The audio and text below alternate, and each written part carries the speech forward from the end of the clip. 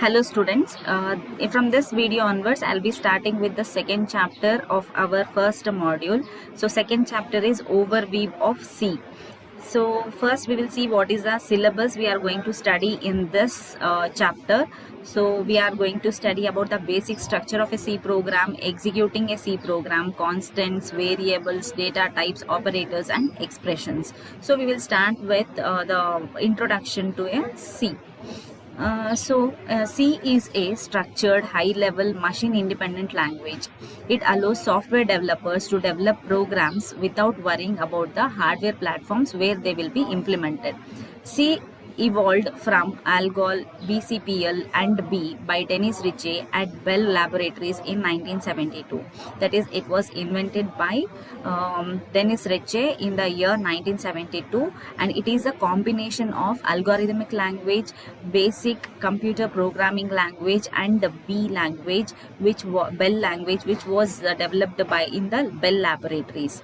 C uses many concepts from the languages and added the concepts of data types and other powerful features. So along with the ALGOL, BCPL and B concepts, so C it added its concepts of data types and other powerful features. So Unix operating system was also coded in the C language.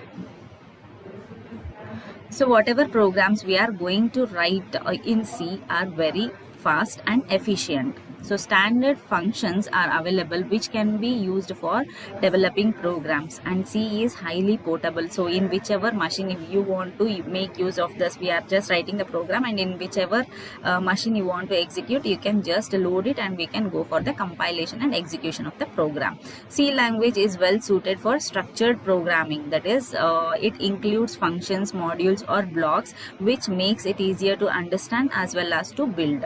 And also ability to extend itself. That is, there will be a C library in which we can add our own functions and we can make use of them in our programs.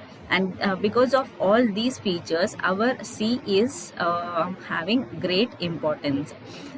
So now when we are aware of what exactly is C, when it was developed and what are the importance of C, then C language, then now we have to know the basic structure of a C program.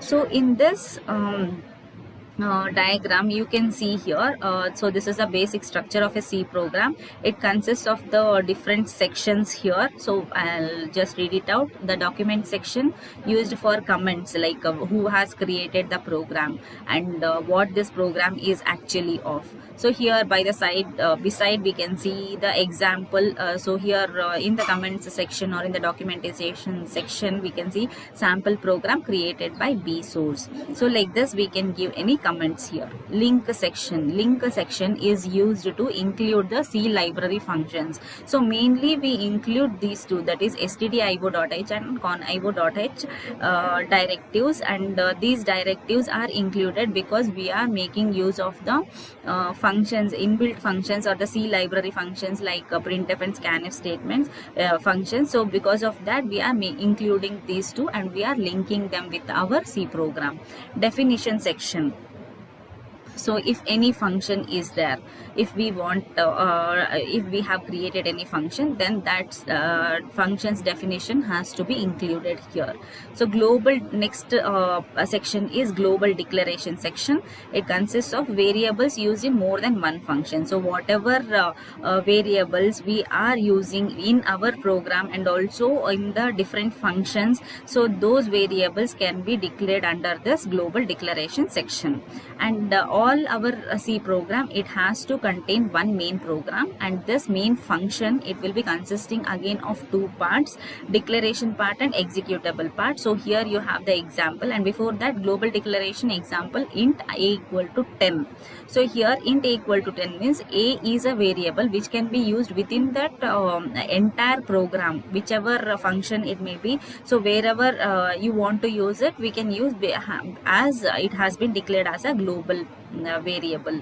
So next, moving to the example of main function. So here we have void main.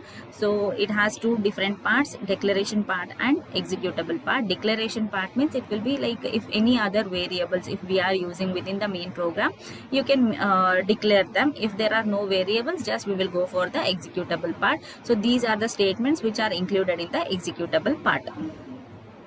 And other than that, we have subprogram sections where we have user defined functions, like more than one functions which we have declared in the definition section. So all those functions has to be written here in the subprogram section. So this is a void function is a subprogram section which includes a function fun, and it consists of one printf statement. So this is the example of a basic C program along with the basic structure of a C program. So the documentation section consists of set of comment lines giving the name of the program, the author and the other details. The variables which are used in more than one functions are called as global variables and have to be declared in the global declaration section. Every program must have one main function, and there are two different parts in main function, that is declaration part and executable part. Then subprograms section contains all the user defined functions that are called in the main function. So this is one of the example of our hello world, where we are going to print hello world in our printf statement. So on the output screen we are going to get hello world. So it contains the directive, preprocessor directive #include stdio.h along with int main. If we are using int here, we have to give this return 0 value. If we are giving void, no need to give any return function here. So what are the different parts of that program? The first line of the program #include stdio.h is a preprocessor command which tells a C compiler to include stdio.h file before going to the actual compilation. The next line int main is a main function where the program execution begins. The next line is a comment section and will be ignored by the compiler, and it has to be put to add additional comments in the program. So such lines are called as comments in the program. The next line is printf function. This is one more function available in C which causes the messages hello world to be displayed on the screen. The next line return 0 terminates the main function and returns the value 0. So once we are familiar with the example C program, now we have to know the execution steps of that C program. So there are 4 different steps. So first we have to create the program, that is we are going to type the program and we are going to save the program. Once we have saved it, we have to compile the program. So compilation will be done with the help of the commands in which platform actually we are using. If we are in the Ubuntu, then we are using the GCC compiler. So we have to give that particular command and it will be compiling the given program. And after that, linking has to be done, that is we are including the #include directives. So those C library functions has to be linked with our program. So for that purpose we have to link. Then last one is executing the program.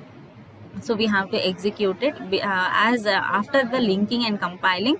So the program will be stored, the output program will be stored in the object, like one more object code a./a.out, and that if we are executing that program, we'll be getting the required output. So this is about the execution of a C program. So in this flowchart, we can see what are the different steps which are included for the execution of a program. So once the program is ready, we have to, once the system is ready, we have to enter the program, then edit the source program, then compile the source program. So once we are compiling, if there are any syntax errors observed, then again we have to go back to the source program, we have to edit it, and again we have to compile. So once it has been compiled, then we have to link with the system library. So once it has linked, then we have to get the object code, execute the object code, and we have to check if any logical errors or any data errors are there. If any errors are there, then again we have to go to the edit source program, then compile, then again we have to check for the errors, then we have to come back to the execution part. So if everything is correct, we have to give different outputs and check for the output, and we have to stop the program. Thank you.